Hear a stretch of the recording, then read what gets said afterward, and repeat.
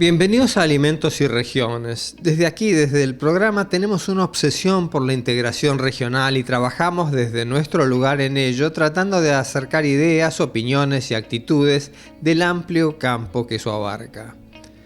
El río, la hidrovía Paraguay-Paraná es una parte sustancial de todo ello, y vamos a replicar aquí lo que se llamó el Foro Internacional de Logística Fluvial entre el COVID y Aguas Bajas.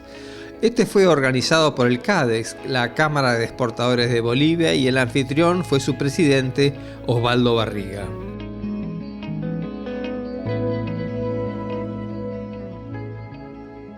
Yo veo algo muy importante y es que todos los que hemos participado, todos los que han hecho uso de la palabra, incluyendo a los participantes que han estado muy activos en el chat y en las preguntas y respuestas, tenemos una preocupación, pero al mismo tiempo un objetivo, y es hacer de la hidrovía Paraguay-Paraná uno de los sistemas de transporte y comercio, desarrollo de comercio más importantes del mundo. Desde CADEX, con el apoyo de nuestro directorio y todo el equipo ejecutivo, es algo que venimos empujando hace muchísimos años, siguiendo ejemplos de personajes como hemos escuchado a Jorge Arias, que ha sido uno de los pioneros, a don Joaquín Aguirre, que fue uno de los generadores de Puerto Aguirre, y otros muchos que han llevado adelante este sueño para sumar a Bolivia a un sistema fluvial tan importante y seguir un poco los ejemplos de lo que se ha hecho en Paraguay, lo que se ha hecho en Brasil, lo que se ha hecho en Argentina. Nada es perfecto, todo es perfectible, y nuestro deseo es poder sumar a esto.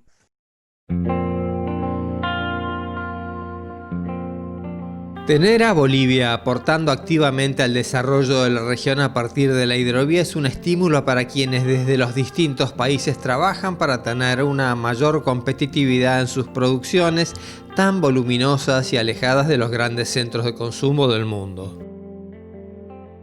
Hubo exponentes de todos los sectores y comenzamos a escuchar a Jim Reid, que es el presidente de la Comisión Permanente del Transporte de la Cuenca del Plata, la CPTCP, que congrega a los usuarios, armadores, operadores fluviales de Brasil, Paraguay, Argentina, Bolivia y Uruguay.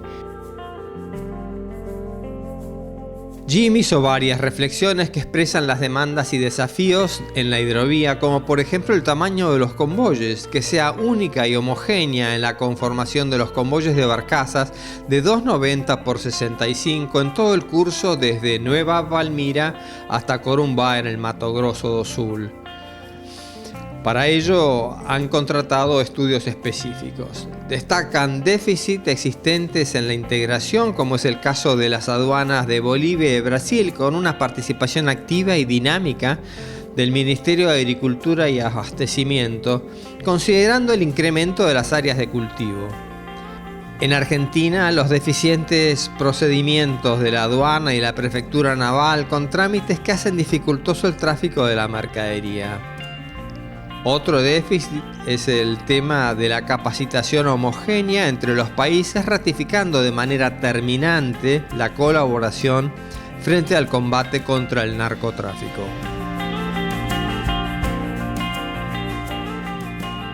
Creo que lo importante es enfocar, es trabajar con las autoridades, trabajar en conjunto con las autoridades para reducir los costos logísticos, que no son necesarios. Para Bolivia, Paraguay, Brasil, creo que el foco viene por aumentar el valor de sus exportaciones. Para Argentina, Uruguay, quizás aumentar el volumen del servicio de transbordo. Para Argentina en especial, creo, aumentar el valor de las exportaciones del complejo sojero.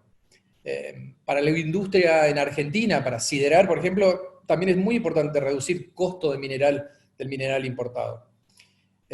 Favorecer, creo, la eficiencia logística beneficia a todos los sectores de todos los países. Si bien es cierto que los mayores esfuerzos se dirigen siempre al desarrollo de la hidrovía Paraguay-Paraná, entendemos que es imprescindible promover desarrollo de la navegación comercial en todos los ríos que integran la Cuenca del Plata como un sistema único y como un sistema homogéneo.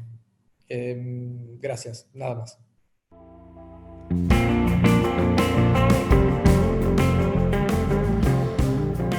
Otro participante fue Esteban dos Santos como presidente de la Cámara de Armadores Fluviales y Marítimos de Paraguay, CAFIM. Esteban describió la problemática instaurada por los dos temas que interpelan a este foro, que son, por el lado de la bajante del nivel de las aguas, la disminución de la capacidad de carga por el menor calado de las naves, la duración de los viajes, el daño en las embarcaciones, los mayores costos fijos y un mayor consumo de combustible. Por el lado del COVID-19, una caída de los consumos, interrupción de la producción en China y Estados Unidos, la caída de las importaciones y tal vez de las exportaciones, el enfrentamiento entre China y Estados Unidos, mayores controles de las operaciones, estrés y fatiga en las tripulaciones. Participó Alejandro González, presidente del Centro de Navegación del Uruguay, y puso sobre la mesa la contundencia del desafío en las economías producto del COVID-19. Presentó la información del Fondo Monetario, según el cual es mayor la contracción económica desde 1950, y la CEPAL estimó esa contracción para América Latina y el Caribe como la mayor desde 1900. A estos datos alarmantes le añade precisiones sobre la situación puntual de la región. Hay definiciones que no se toman, muchas reuniones, pocas decisiones, eso es un poco la percepción personal.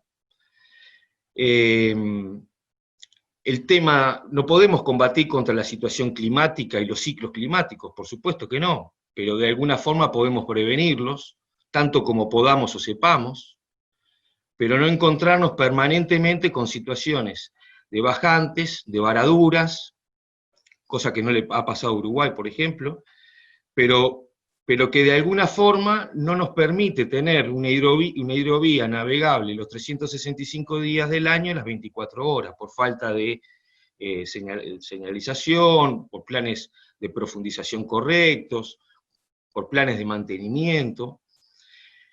En el debe, después cuando uno analiza país a país, Argentina tiene una especie de autopista fantástica, con trabajos de profundización y de mantenimiento correctísimos, pero la situación del río Paraguay se repite año a año.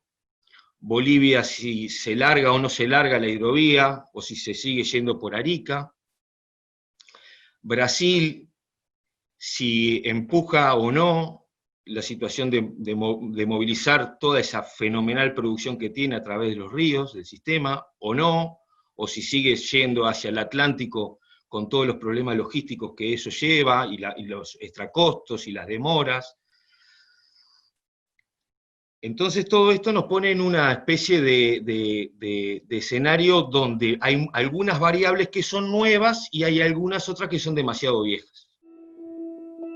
Todos los inconvenientes caen sobre la cabeza de los gobiernos, en su mayoría de reciente mandato y sin dinero.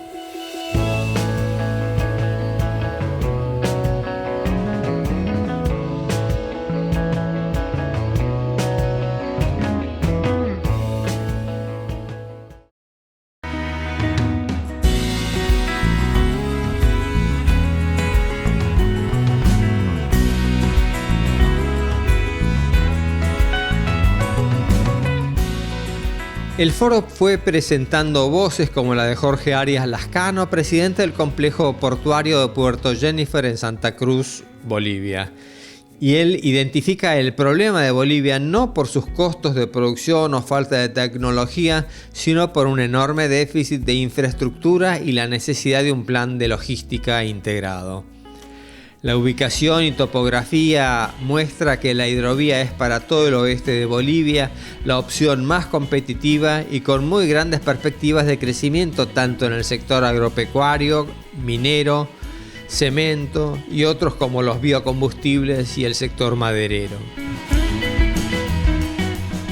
Bolivia tiene 109 millones de hectáreas de tierra, de las cuales 37 millones de hectáreas están en Santa Cruz y se clasifican en agrícola, 15 millones 29 mil, apenas estamos utilizando 3 millones. La ganadería 10 millones, o sea, tenemos posibilidad de expansión extraordinario. Lo único que nos falta es reconociéndolo, racionalidad, empuje, determinación y coraje. Y eso es lo que estamos empeñados a poder lograrlo. De Mato Grosso do Sul participó Jaime Elías Berruc, que es el secretario de Estado de Medio Ambiente, Desenvolvimiento Económico, Producción y Agricultura Familiar, Semagro, que expresó claramente la visión de ese Estado sobre la hidrovía Paraguay-Paraná. Ya se despejaron inquietudes ambientales que paralizaron por mucho tiempo la expansión y hay un potencial enorme de carga desde los minerales como hierro, manganeso o granos como la soja y el maíz. Pero hay un condimento que es aún más convincente de la vocación por la hidrovía. Uma redução tributária para commodities para quem o fizesse através da hidrovia. Então nós temos uma redução. Se você pegar uma soja e mandar para Paranaguá, você não tem esse benefício fiscal. Você tem o benefício se você fizer a operação através da hidrovia. Então nós fizemos uma opção estratégica pela hidrovia. Conseguimos reativar um porto público que nós tínhamos de baixa capacidade, mas ele foi reativado em função desse benefício. E conseguimos inaugurar agora, no mês de março, um novo porto em Porto Mutim, que nós estimamos que nós vamos chegar esse ano em volume de carga aí em Porto Mutim, entre soja e milho, em torno aí de 1,2 milhões a 1,5 milhões de toneladas. Hace un par de décadas se fue despertando más al norte el gigante que es el estado de Mato Grosso. Y Vanderlei Rek Jr. nos comenta las perspectivas siendo el presidente de la Asociación Pro Hidrovía. Esta vía de navegación es lo que le dio vida a toda esa región en Brasil. Describió también las características de la navegación desde Puerto Cáceres hacia el sur. El potencial de carga de la región es enorme y es un terreno poco explotado el del transporte de carga del sur hacia Cáceres, que tiene una demanda creciente de muchos materiales.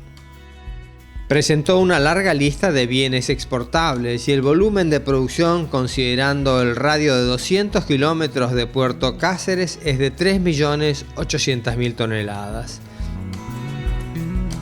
Todo ese enorme potencial plantea un desafío que Diego Asqueta presenta desde la visión de una de las empresas más grandes que navegan, que es Interbarge. Para aumentar su eficiencia debemos aumentar el calado, reducir el ciclo, llevar un convoy mayor, reducir el consumo y si la carga acompaña, hacer más viajes. Y como vimos, la carga está dispuesta a acompañar, principalmente de los lugares más al norte de la hidrovía. Y para lograr que esto ocurra necesitamos completar con lo que yo llamo las oportunidades de mejora en la hidrovía, que significa tener un canal estable, bien dragado y mantenido, haber resuelto las diferencias de reglamentación en la carga de potencia, ¿no? De carga de potencia. Eso a veces nos limita el tamaño de los convoyes, eliminar las pérdidas por temas administrativos y definir las condiciones técnicas mínimas que nos brindan la seguridad adecuada y con ellas poder entrenar a nuestras tripulaciones y aplicar mejoras tecnológicas. Y entonces el mayor impacto que esto genera, y por ahí cambios significativos pero no dramáticos en la carga promedio por barcaza, en la cantidad de barcazas por convoy y en la cantidad de viajes por año, nos podrían permitir aumentar la carga transportada por cada convoy en un 83%. O sea, la Cámara de Puertos Privados Comerciales de Argentina comentó a través de su presidente Luis Ubizarreta cómo se articuló la actividad en los puertos frente a este cuadro inédito de la pandemia del COVID-19 y la bajante del río. El segundo es contarles un poquitito sobre, qué hemos hecho en estos meses desde que arrancó este problema del COVID, desde los puertos. Obviamente que al inicio tuvimos grandes inconvenientes porque el miedo que se generaba a raíz de esta situación era enorme y además, cada intendente de cada pueblo tenía sus temores y se produjeron una serie de bloqueos al flujo normal de camiones, pero el gobierno argentino muy acertadamente definió la tarea de la exportación como esencial y el movimiento de los puertos, y puso mucho foco en solucionar todos los problemas que se fueron presentando, y trabajando juntos los gobiernos provinciales, el gobierno nacional y los privados logramos desarrollar protocolos en los puertos que permitieron también, incorporando las opiniones de los distintos gremios que tuvieron, debo decirlo, una actitud muy proactiva, logramos bueno, que la operación siga funcionando bien, y que hoy estamos cargando pese a la pandemia y al otro gran problema que se mencionó, que es el nivel del agua. Estamos operando normalmente.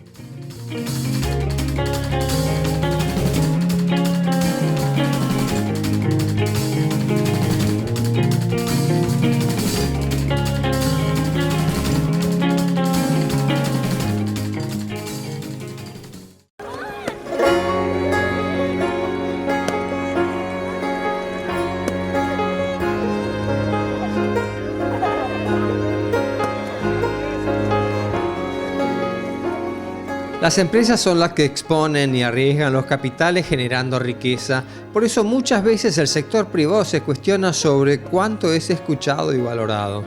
Hoy en Argentina son muchas las empresas que se preguntan cuál es la idea que el gobierno tiene de ellas, y la verdad es que no se hallan fácilmente las respuestas. Son los gobiernos los que deben generar las condiciones para el desarrollo. Si no lo hacen, otros países se las ofrecerán. Esteban Dos Santos de CAFIM de Paraguay reflexiona sobre ello. Todos los países determinan cuáles son las necesidades conjuntas para todo el movimiento regional, no solamente independiente de cada país. El principal problema que tenemos hoy y desde hace muchos años, y tampoco sé si se va a resolver, es que cada país tiene gobiernos en determinados momentos con corrientes políticas distintas que toman determinaciones y actuar en función de su propia corriente política y en función de las propias y particulares necesidades de cada país en cada momento. Entonces, esto es lo que en definitiva imposibilita que se desarrolle la hidrovía con medidas que atiendan los intereses comunes de todos los usuarios de esta autopista, que son los ríos Paraguay y Paraná, ya sean los productores, ya sean los puertos, ya sean los armadores fluviales, ya sean todos los proveedores de servicios involucrados.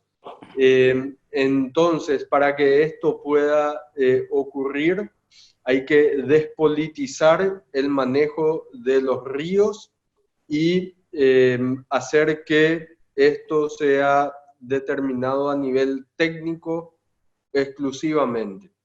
Gracias. Los números de las cargas, las inversiones que se han realizado en los países, las muchas ofertas que están en carpeta dejan en evidencia el éxito del sistema hidroviario, pero otras reflexiones fueron enriqueciendo el foro y aportando un sesgo diferente y necesario frente a los sucesos graves que nos golpean. Y sobre ello habla Juan Carlos Venecia, presidente del Instituto de Desarrollo Regional. Tenemos un cuadro de situación donde obviamente no vamos a mejorar en lo que respecta a los próximos meses. No alcanza para la navegabilidad los niveles de acuerdo de caudales extra que se han podido mejorar con las aperturas de las represas brasileras. Todo lo que sea la evolución de niveles en los tramos del río dependerán fundamentalmente de una distribución de lluvias que mejoren en lo que respecta a la alta cuenca del área central y del área del este de Brasil. O sea, en realidad estamos ante un escenario donde las realidades que en el próximo trimestre predominarán condiciones de marcada escasez de aguas bajas, caudales de grandes ríos con la cuenca se mantendrán en valores bajos, y estaremos en una situación que es lo que a mí más me interesa remarcar, y es lo que hay un acuerdo general, que los niveles de escurrimiento de los que tiene el río Paraná han vivido situaciones notorias de bajantes mínimas desde los 70 a esta parte. Hay un acuerdo básico y fundamental que obviamente nosotros tendremos que interpelar en lo que respecta a la variabilidad al cambio climático. La construcción de represas, los cambios de uso de suelo. Nosotros es una temática a la cual no podemos no abordarla para el futuro del desarrollo en términos integrales de la hidrovía Paraguay-Paraná y del conjunto de las vías navegables sudamericanas. Y como básicamente acuerdan los especialistas del INA en Argentina, es una bajante ya extraordinaria en términos de los últimos 50 años. Por lo tanto, estamos ante una consecuencia de que esta bajante, de que esta situación se profundice, si no se recupera el conjunto de los regímenes de lluvias en las cuencas, en los mayores aportes. Por eso es clave interpelar acciones con el Comité Intergubernamental de la Cuenca del Plata y básicamente la utilización del recurso hídrico en términos generales. La solución de estos retos viene de la mano de una institucionalidad profunda que se viene construyendo lentamente y que ojalá no sea excusa para una burocracia paralizante. Siguiendo un poco con los desafíos del Comité Intergubernamental, creemos que uno de los que se va a concretar a la brevedad, va a ser la creación de una Secretaría Ejecutiva autónoma. Hasta el momento, la Secretaría funciona en la órbita del Estado argentino, particularmente en este caso de la Cancillería. Entonces la idea es que, y a partir de la entrada en vigor del acuerdo de sede, esto va a ser así, la Secretaría Ejecutiva pase a ser un organismo totalmente autónomo que funcione con su propio presupuesto a partir del aporte de los 5 estados. Y esto creemos que lo que va a permitir es avanzar en distintos proyectos y actividades que van a tener un impacto directo en los distintos usuarios de la hidrovía. Por ejemplo, una de las ideas que se están barajando, proyectos, es el tema de la ventanilla única. Es decir, que de alguna manera la Secretaría Ejecutiva pueda servir para receptar reclamos, inquietudes de los distintos usuarios y actores de la hidrovía y ayudar a resolverlos. No porque la Secretaría Ejecutiva los pueda resolver per se, pero sí que sea como una especie de articulador y de facilitador para poder encauzar estas distintas reclamos que pueda haber. Hay un protocolo de solución de controversias, pero ya es, digamos, cuando ya llega a escala a nivel de conflicto entre 2 estados. Entonces, no es la cuestión cotidiana que pueden tener los usuarios de la hidrovía, que puedan tener algún problema concreto. Entonces nos parece que estaría bueno que puedan acudir a la Secretaría y desde ahí los podamos ayudar a resolver sus problemas. Otro tema que también nos parece interesante es que de alguna manera el CIH pueda ofrecer un espacio para que los 5 estados puedan coordinar y planificar en forma conjunta obras que son necesarias para la hidrovía. A veces se ven iniciativas o esfuerzos dispersos, entonces nos parece que estaría bueno que puedan coordinar y pensar juntos los mejores escenarios para la hidrovía. Sobre todo en que se espera un mayor tráfico, todos los expertos coinciden en que la hidrovía está subutilizada, que tiene un gran potencial. Obviamente para que este potencial se explote se va a requerir adaptar la infraestructura, mejorarla, también las obras de mejora de la navegabilidad, tomando en cuenta, nos parece también la intermodalidad, Entonces nos parece que desde el CIH se podría ofrecer una instancia para articular y motorizar estas iniciativas.